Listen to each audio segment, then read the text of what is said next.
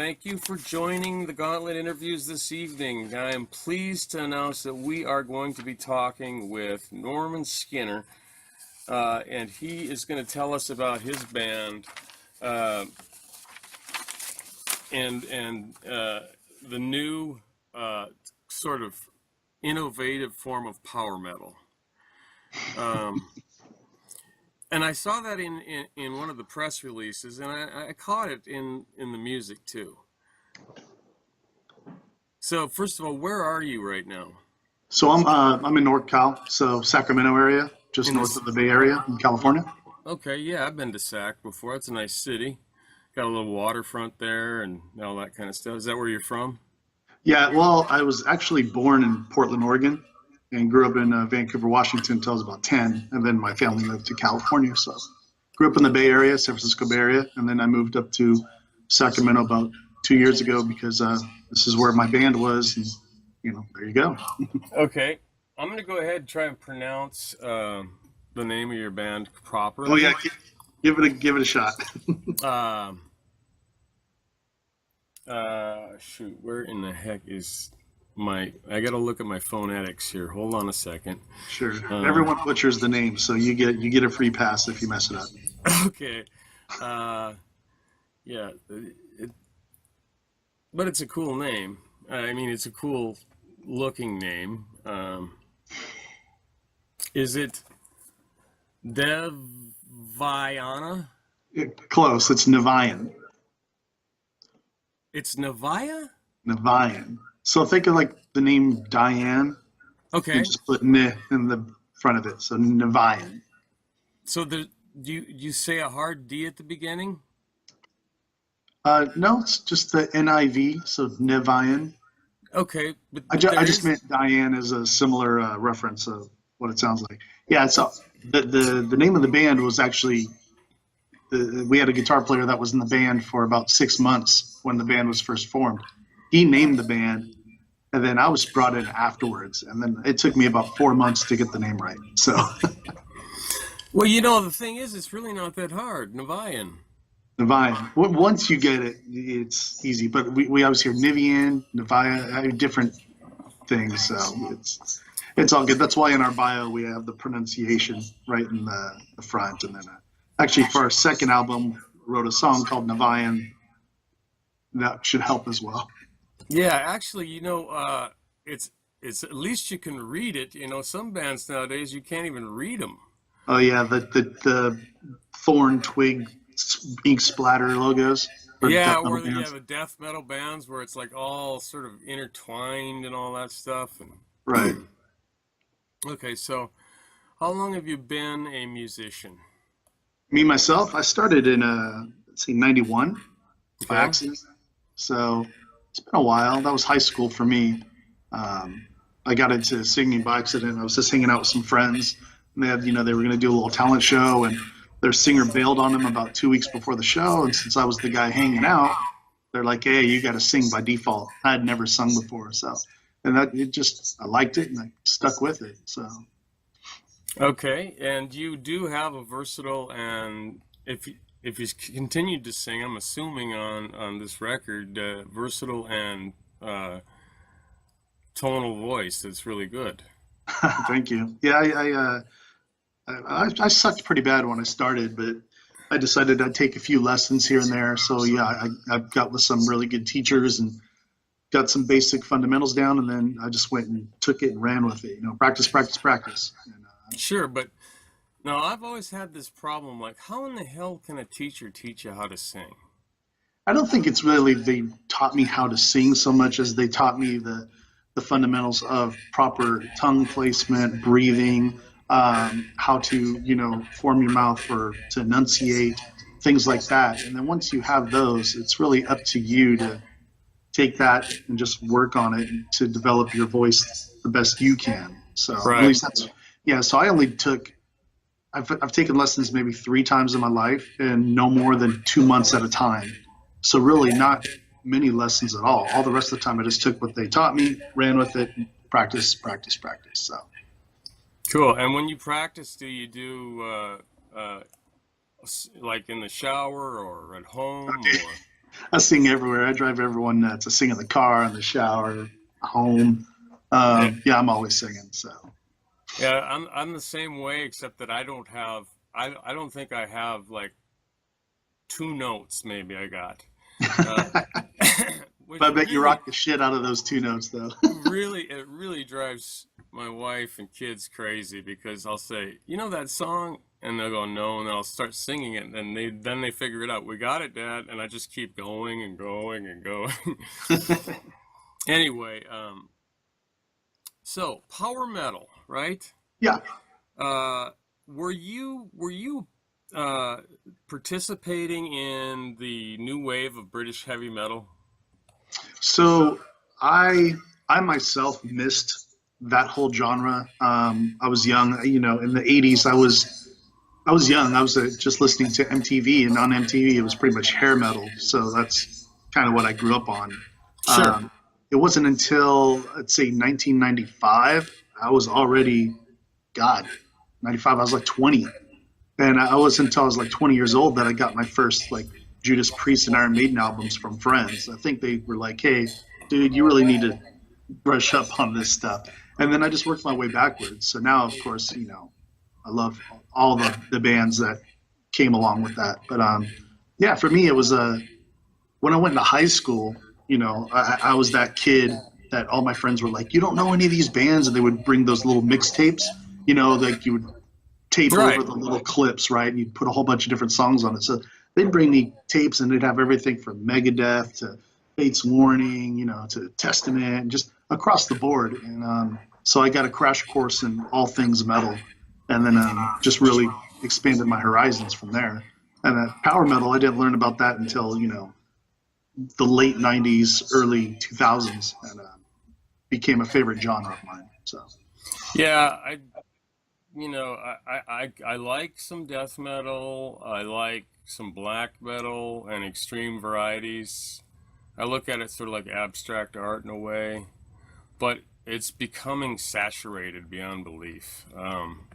I mean, there's 10 new death metal bands every time you turn around, and I was calling for a resurgence of power metal uh, this year, which hasn't happened, so my prediction is wrong. Maybe next year, um, because a lot of Benjamin's roster are power metal bands, um, and they were last year too. I don't know if he still carries the same people he had last year, but okay. So I like talking to a singer. I haven't had much chance to do that. oh, Go ahead. no, I just said, "Oh, okay, Yeah, and a talented one at that. thank you." You said Fate's Warning. I haven't heard Yeah, those guys in a long time, but they just came out with a record last year. yeah, Uh, they've been consistent. I mean, they I think they take like 4 years in between albums or whatnot, but they've been consistently releasing albums, and they've all been pretty solid. I mean, they're not a hit machine by any means. mm-mm. They don't write songs that are within the radio time frame with catchy hooks. They're a little more progressive. So um, Right. yeah, Very progressive, and I like that kind of music. For me, it's like if I don't really get it the first time, it's gonna be good. If it, if the first time I hear it, it's just like fantastic, it's gonna burn out fast. gotcha. Yeah, you want something that you're going to keep discovering something new every time you hear it, right? Yeah, exactly. So who are some of your we'll call it mentors or idols as a vocalist? Well, I mean, I went through different stages, right? So, I mean, I'll jump around real quick, but in the very beginning, when I was first starting out, I would say like Robert Plant from Led Zeppelin, Sebastian Bach from Skid Row, some really fundamental singers, Ronnie James Dio, obviously. Yes. And then, as I branched out and I got into different types of music now, I'd say like Russell Allen, he sings for Symphony X and Adrenaline Mob. Um, got Matt Barlow, who sings for Iced Earth, or he did, and now he sings for Ashes of Aries. So there's just various. I listen to different singers, and I like them for different styles that they do. For like thrashy, roughy singers, I like Chuck Billy from Testament. So it really just depends. But right there alone, there's just some of the influences I had over the year. Layton Staley from Alice in Chains, all through the '90s when I was listening to some of the grunge stuff. He was Mm-hmm. the guy because I listen to a lot of different metal. Heavy, I call it heavy power metal is my favorite because there's a lot of power metal bands that are just that cheesy, very happy, gallopy stuff. I don't really like that as much. I like it when it's got some, a little bit of that traditional metal and new wave of British heavy metal thrown into it and gets the hard riffing going and singer's got some balls. That's Sure. what I live for. Yeah, absolutely, and I'm the same way. I mean, there are some bands. I hate actually. I don't really care for the term power metal. I like real metal or traditional metal or something like that better. But we'll just call it that. Yeah, we go by heavy American power metal, but really all we are is we're a combination of traditional metal and power metal with some, new wave bridge heavy metal thrown in. So we pretty much what we've been talking about kind of sums up the band. Yeah, and I noticed just a touch of some progressive music parts Just a little in the bit. orchestration there. Yeah, we don't actually have a keyboard player, but for our music we wanted to have just a touch of it, like a hint of it, so it was more in the background, kind of filled it out. So we had our friend Aaron from Grave Shadow. He plays guitar in Grave Shadow. Had him do all the key stems for the album, and he composed everything, and it turned out fantastic. And, I think in December we're going to be recording our album number 2. We're going to start in a way, and we're going to have him do the same thing. So we like the touch that it adds to it. So Sure. You mentioned Robert Plant. I'm assuming you mean, like the Immigrant Song and that kind of Plant singing, as opposed to today's where he's completely lost his pipes. And yeah, I think the last thing I really listened to that came out was it was in the '90s. It was that Page and Plant album. yeah, I think it was just called like Page and Plant. It was like some acoustic stuff and some remixes and whatnot. But yeah, for me, if I'm going to listen to some Zepp, it's going to be the original stuff from back then. Yeah. It's a shame though that he just completely lost. Dude's old, man. Well, yeah, but I've seen some old musicians Uh-huh. that have, like, I saw Raven and I interviewed him recently. I was amazed that this guy was getting so high and clean, and he's been touring for his entire life practically, you know. And so some people can hang on to it. Do you know how many octaves you have? I think I've been told about 6, but like I said, I haven't. I've only taken those few lessons here and there, so I'm not a guy that has formal training nonstop. So, but yeah, I mean, I'm told I have a very broad range, and I like to use it too. I run you've heard the album obviously before anyone else has because it doesn't come out till November, but it's yeah, I run the gauntlet, everything from those little deathy growls all the way up to the high falsetto screams and everything in between. So I like to play around with the different colors, so to speak. Yeah, 6 octaves. My God, there's like 13 people on the planet that can do that. Well, that's what I've been told. I haven't had a formal thing. It might not even be that wide of range, but I don't know. You listen and I take what people tell me. So sure, yeah. I wouldn't be able to chart the octaves out or anything, but I can definitely hear a range that is just about every place you would want to be, or in between. Basically every key on the piano. So anyway, so you were in a band called the Magica? yeah, that was I guess you call that my claim to fame. I was in a few bands before that, and then they had lost their singer during the initial. They were in Texas, and they were recording their 4th studio album. And I guess during the vocal process, he decided he didn't want to finish the album. He was done. So I had an audition, and I went down there. And actually, what's funny is there was a guy sitting in the corner the whole time during my audition. I didn't know who he was. And it was Neil Turbin, the original Anthrax singer. So they brought him in to kind of gauge me, so they had another singer's perspective. But yeah, I got the gig, right after one rehearsal, and then I recorded 4 albums with them between 2004 and 2010, and did a few tours. So, and that's kind of how I got my name out there, and then joined a few bands after that. So. Cool. And then you had Skinner and Hellscream, or a couple other bands that you played in, right? Yeah, I'm still the second Hellscream album is being shopped around right now. That's a studio project. We've never played live. I've only met Dave Garcia maybe 3 or 4 times in my life. We did one album in 2013. We just finished the second one. And for those that don't know who Hellscream is basically the very popular traditional metal band Cage, except Sean Peck isn't singing, I'm singing. So, Cool. and then Skinner, of course, is just my solo band. I'll have a new solo album in 2018 if all goes well. If I don't get too busy with Niviane. So. All right, so let me ask you this: Do you know about all the suicides in Seattle? Because you mentioned Lane Stanley. Oh yeah. So yeah. all the big 5 grunge bands, all but Eddie Vedder. Eddie Vedder's he's the last remaining guy. Yeah, I just find that so tragic, man. It's just beyond belief. And you also mentioned Iced Earth. Yes. And okay, so they've had a couple different singers, I think. Right. Yeah. So they had. I think the original guy's name. It's John.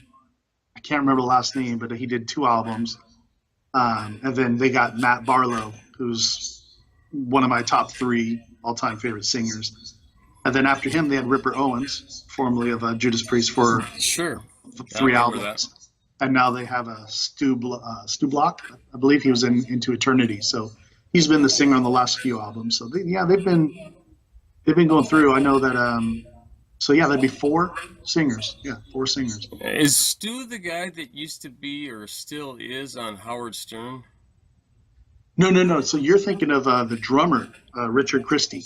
Richard Christie. Yeah, he actually started a new band. That's right. He started a new band, and I can't think of the name of it right now, actually. I hope I'm not getting this wrong, but I think that his new band was called like Charred Walls of the Damned. That's it. And it was with Ripper Owens, I believe, singing. That is the record. My brain's working. Yeah, mine's failing. No. Okay, so let me go into another realm here. Sure. Does the name have a meaning, or does it just sound cool? So the backstory on that is the original guitar player, Claudius Kramer. He was in a band before Niviane called Serpent and Seraph, and they released one video, and the song was called Tears of Niviane. So before I was even around in this band, I guess they formed, and he liked the name Niviane, so he brought it to the table. The guys all liked it, and that was it. So of course I had to ask him, like, well, what does Niviane mean? And I guess it's some Arthurian mythology, like Merlin the magician guy, right? Okay, sure. So I guess he was totally infatuated with this, we'll call her a temptress or whatever, named Niviane. And then she got close to him and tried, tried to make him love her and everything, so she could learn all of his secrets and his sorcery and stuff. And then as soon as she did, she used it against him and killed him or something. So, or entombed him forever or something. So that's who Niviane is. Okay, that's cool. Yeah, it goes with the whole power metal theme, Sure, yeah, add a sword, sorcery, and the whole, that kind of that shit. And the record, does it have a uniform theme, or is it just a bunch of different stories? Or no, yeah, it's we knew that. So they knew they wanted to do a power metal band, and I love power metal, but I also don't. Power metal walks a fine line between cool and very cheesy. Yes. So I wanted to make sure that ours kill the orcs. Yeah, our stuff had to be like, I wanted to keep the power metal themes, but I wanted them to be dark or be like really cool. So every song's about like warriors and battles and mythological creatures and stuff, but it's just rocking. It's, you know, you're not going to hear me singing about the power of steel and riding a unicorn wearing chainmail. None of that crap. So, That's good. That's well, it does get cheesy, and yeah, the critics are the ones who don't like it. They're like right. they're the ones that make fun of it. I don't mind all that stuff and goblins and stuff, but the critics will tear it apart sometimes. Right. Uh, okay, so that's an interesting. So was your decision to kind of take it to a darker and more? Okay, that's cool. Yeah.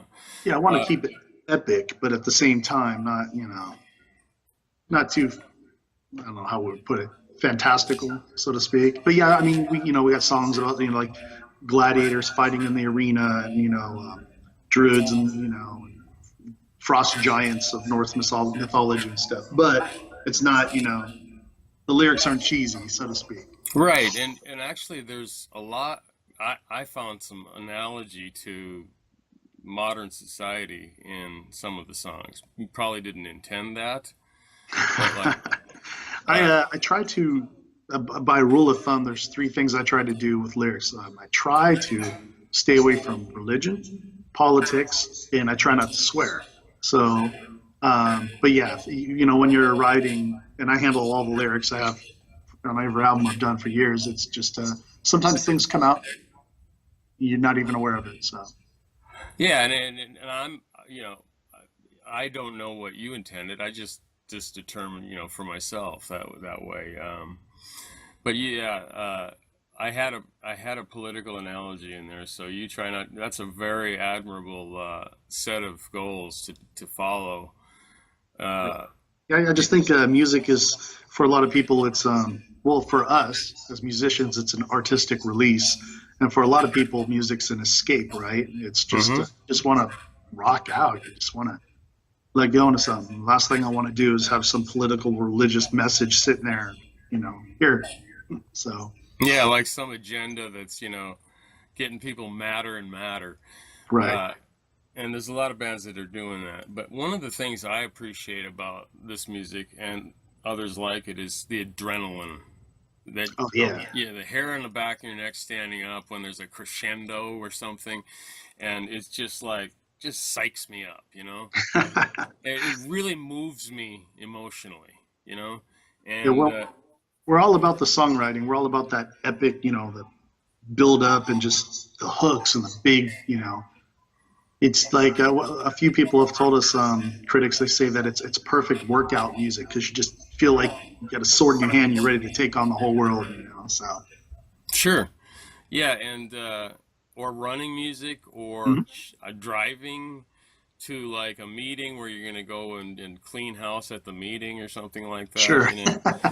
But that was the old days for me. And is that a punching device in the background I see? Century?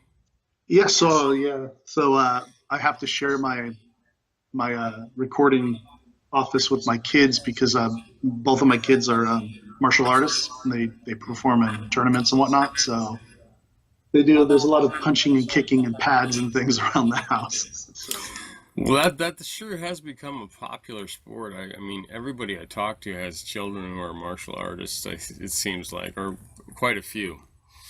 Um, so, uh, I was going to ask you about the Druids, if that had any meaning to be called, given the title.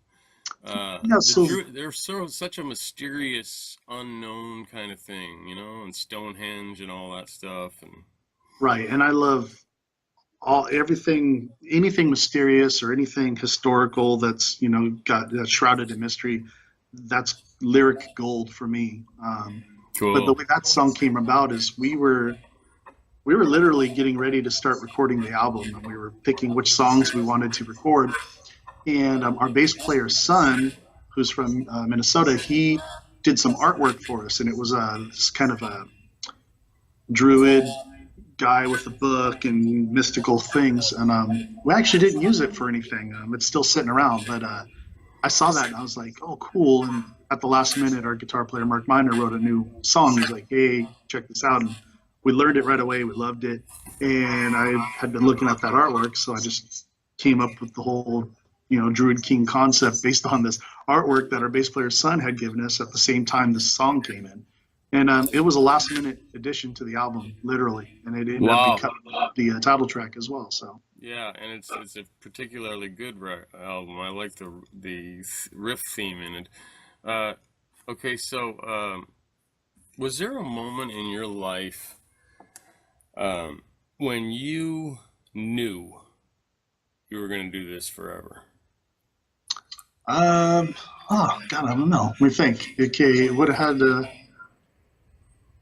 You know what? I don't know if I could pinpoint an exact moment. It just, like I said, I did that one talent show and we got disqualified because the kids were all jumping off the stage and pitting, and of course the school didn't like that. And so I knew then that I wanted to continue to be in a band. And then from there, it's just, I wanted to put out a demo tape, cassette tape, and I did that. I wanted to play a big club show. I did that. And it's always been about goals, Mm-hmm. And then over time, it just becomes part of your life. It's just something that you're doing. So do you guys do tours or one-offs or house band places or? So since we've with this band, we've only been together about 2 years, and it's just been a landslide of things just coming at us. We signed on with management, we got our promotion, we got our label, we recorded the album. We've been playing really only locally between California and Nevada, and a trip down to Southern California. That's a good place to go though. Right? Yeah. So it's just kind of that area, and we built out such a following already that we don't book our own shows. We just accept or decline shows that are offered to us. So that's a plus. And we have been working you have no idea how big of a plus that is. It's a huge plus. And we've been working on tours. We've had 3 different tours. Most tours fall through than actually happen. At least the ones on the level we're trying to do. And right. We were in the works for 3 of them for this spring. 3 of them have not happened, but we're still working on that. But then again, we're a band that doesn't even have our album out yet. Our album doesn't come out till November 3rd. The label doesn't even make their announcement until tomorrow. Actually, tomorrow the label announces that we're signed with them, the date for the album, the everything comes out tomorrow. So, but we wanted to get the album into media hands back in May when we first started putting it out. So because we were shopping for a label. And what happened is all the great reviews just started pouring in, and we've been doing interviews and everything, and we got signed quickly. So we kind of are getting all this promotion way ahead of time. So I'm not sure if it's a good thing or a bad thing, because, now once the label tries to do their push, a lot of the media already has copies of the album and stuff, or has already reviewed it. So yeah, well, the money's been sucked out of club level performances, right? Oh, yeah. I mean, people actually pay to be support for a big band. Oh yeah, a lot of buy-on tours, and I'm not opposed to that. I mean, because it gets you the exposure. Exactly, if it makes sense, if the amount of exposure and how much merch you think that you'll sell to recoup some of the cost. I mean, it's going to be an investment. It's like with any other business, it takes money to make money. Right. So, but there's some that are just stupid where you look at the bottom line and you're like, hell no. You're right. But, you'd like to think that if you can continue to make better music, that you can continue to earn more money. Right. Because then you can invest it in better music. And I don't think people realize that they're really hurting themselves when they're streaming everything and all that. And I personally still buy all media. I buy CDs. I'm old-fashioned. I like to hold an artifact and whatnot. So right, something tangible. Yeah. What do you think Europe would think of you guys? I feel like you could fill a stadium in Europe. If they know. So we're very excited. The label we signed with is Pitch Black Records. They're out of Cyprus near Greece. So oh, cool. They're very excited. In the U.S. and in Europe? It's going to be a worldwide release. So they Okay. have all the markets covered, but they're very excited to unleash us mainly onto Europe because they think that we're going to be just what they like. So they're going to get us into the hopefully the festival circuits and stuff, and we'll see what happens. We're a band of I guess you'd call us veterans. None of us are young bucks by any means, and You're right. we don't have any delusions of grandeur. We're one of those do-it-yourself, hardworking bands. So we're just going to go and do everything we can, always push, always promote, and take what we get, whatever comes of it. In the meantime, we have our day jobs and our families and stuff. So if nothing ever happens, we're still okay. Sure. Do you travel in a minivan or a bus? So I've never toured with this band yet.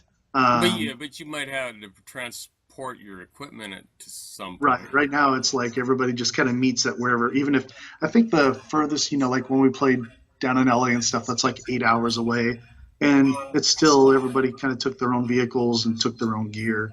I think once or twice we had rented a trailer, but yeah, Okay. if we were on like say a U.S. tour, then if we weren't sharing a nightliner with somebody and a backline, most likely we'd have, probably an SUV or minibus thing with a trailer attached, or do something like that. So, Right. and with a Magica, we did I don't know what you call it. It wasn't like a full tour bus because you couldn't sleep on it, but it was like a bus where there was space for 2 bands as well as the gear. So we did that, but we still had to sleep in like, everybody sharing like 1 or 2 Motel 6 rooms every night. So, Yeah. Okay. yeah, Yeah, it's that's the the other life thing of a I've musician. noticed is the when I in the going looking back to the 80s, 90s, everybody had it like something looking like a school bus, right? Right. And then the major acts had those totally custom buses, that were like a living room inside. And now I go to shows and I see minivans and wet wipe showers and living on peanut butter, and it just I'm Yep. trying to start a foundation to raise money for metals, rock and roll, hard rock and metal specifically, to get the money back in there somehow. Yeah, But it's not. I mean, before it used to come from labels. Now, yeah, that don't happen. The last time I got an advance on an album, I think was in like 2005. yeah, Since that then, sounds about right. yeah. I mean, now it's like advance. Yeah, good luck. But yeah, the. I mean, I don't think the music scene will ever truly die. But I mean, we live in the United States where it's we're the worst, I think, country when it comes to metal or rock. I mean, the major labels don't want anything to do with it. The indies do what they can. You got venues closing left and right that for any upcoming bands. So you're playing worse and worse places. You get peanuts for your money that's streamed. The only way you make your money is playing out consistently and getting paid, and then your merchandise is your moneymaker. I mean, really, that's what it is. So. Yeah, and does it really move that much though, the merch? Oh yeah, I mean, we're to any band that doesn't know the merch machine. What you do is you take you start, you put an investment in, you say, okay, we're going to make these different shirt designs and this CD. The way everyone puts money in, and then like no one gets that money back. And then as you're making a profit on everything, you take that money and you get more merch, more designs, and it just pays for itself. And then that way you don't ever have to keep putting money in merch. You just let it build up, build up, build up. And then that way all the money you make on shows and everything else is, profit. And once you get that merch machine really going, you can start taking some of that profit and putting it towards other things. I Sure. think what a lot of bands do is they go and they play a show and stuff, even a local show, and they're like, all right, everyone divvy it up for gas money, or let's pay studio rent and things like that. I think that's kind of a bad idea. We don't do it. We pay our studio rent as though it's a monthly rent. We take care of our own gas and stuff like that. Any money that we make from shows goes into like a band treasury. Sure. It's like that. So you can invest it in videos and promotion and other things, because like I said, it takes money. It costs money. We have management, but we have to pay our management. We have promotion, but we got to pay our promotion. But that's what it takes, you know? Sure. That's a very mature way to do things, I think. Uh, and you are also a very articulate and congenial lead singer for a band like this, I'd have to say. But Oh, thank you. I have one last question for you, Sure. and it is, what is it like up there on that stage? It's the best rush. I mean, you know, you go up there and it's, you know, I say there's two Norms, right? There's regular Norman and then there's stage Norman. When I'm up there, it's like I own that stage. That's my realm, and you just become not really someone else, but you get to like let it all loose. You know, everything that Mm-hmm. just it all comes out, and there's nothing better than seeing somebody singing, you know, the lyrics that you wrote and the melody you wrote right back to you, or feeling that energy back and forth. So um, it's in my life, there's nothing to compare, nothing I can even think of. So it makes it worth all that extra stuff to just get that 45 minutes. Oh, absolutely. If it, I mean, I you hear about some bands that they, you know, I mean, you've been around, so it's like you go to like maybe a rehearsal space where there's a lot of different bands, and you hear Mm-hmm. like a really good band, but all they do is rewrite the same songs, and they're perfectionists. They never play. They never play Mm-hmm. the shows. It's like, well, wow, that's a lot of wasted time and energy. You're missing the best part of it is going and actually performing, meeting people. And I'm completely social, so I love playing shows and just meeting people. You know, so You like to interact with the crowd and stuff. absolutely, I'm all about it. I don't even like a microphone stand because I like to move around and just, you know what I mean? So, Sure, sure. Well, that's really cool, and your story is very fascinating in many ways. Talent is without it's impeccable, and so I'm gonna sign off here for folks that are watching it from the Gauntlet fan base and others. We've been talking to Norman Skinner of Niviane, you got it. and in November there's going to be an album release from this band. You will see a review that we're going to do in the Gauntlet of it. Pretty extensive review, so you'll get a little chance to do that. Are you dropping any singles? So we are, so yeah, I think that they're going to be tomorrow. Yeah, the label's going to release a free download of our song, The Berserker, which The everyone can check Berserker. out. As soon as I get that information, I'm going to put it in the link and everything up on our site, which is niviane.com. And then people can also go to my website, normanskinner.net. Yeah, I'll put it up there as well. So yeah, I'm all about promotion. So tomorrow is the day. The label's going to announce all the pre-order stuff. We're going to drop the single for Berserker, and that's also a song that we're getting ready to shoot a music video for as well. And then I can say in October, mid-October, we'll be dropping a second single. That's all I can say right now. So Okay. Well, that sounds really exciting, and you probably won't be able to sleep tonight, maybe, huh? I don't know. I have no problem sleeping. I'm the guy like before a big show, everyone's like, "Are you excited? Are you pumped?" And I'm sitting there like, I just want to go to bed. It's not till I hear that first snare pop that I wake up and I'm like, "Oh yeah." So And that reminds me of someone else I know, yeah. Okay, so thank you very much, Norman, and for sharing those things, and also the single drop tomorrow in advance. Thanks, fans, for listening. Remember, in November when this album comes out, support music and buy media or download digital. Uh, so, Norman, thank you very much. You have a good evening, and good luck with the single tomorrow. I'm looking forward to the video too. awesome. Thank you so much, man. You bet. Take care. All right.